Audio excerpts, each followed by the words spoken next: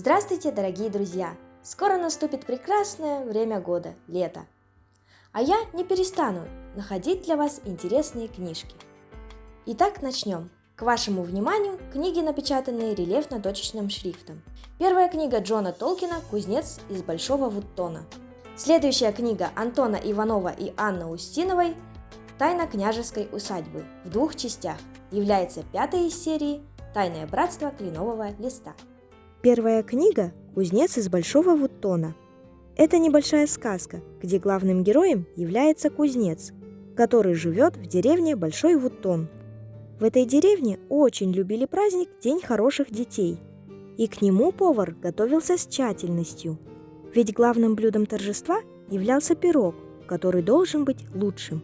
В пироге запекали монетки на удачу, но в этот раз самым удачливым стал сын кузнеца, потому что он проглотил звездочку. А что было дальше и что это за звездочка, давайте быстрее и узнаем. Следующая на очереди – «Тайна княжеской усадьбы».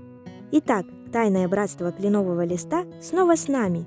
На этот раз Петька, Дима, Маша и Настя помогали Ниночке из библиотеки, ведь скоро должны явиться потомки князя Борского. Все готовились к их приезду. Тем временем из всех документов пропала одна из самых важных книг, где находился план. А что за план, я вам точно не скажу. Но могу сказать одно: после этого все перевернулось. И надеюсь, что тайному братству будет не тяжело распутывать события и дойти до истины. Так давайте пройдем этот путь вместе с ними. А на сегодня все, дорогие друзья. Всем хорошего настроения и до новых встреч! Не пропускайте наши обзоры и делитесь впечатлениями.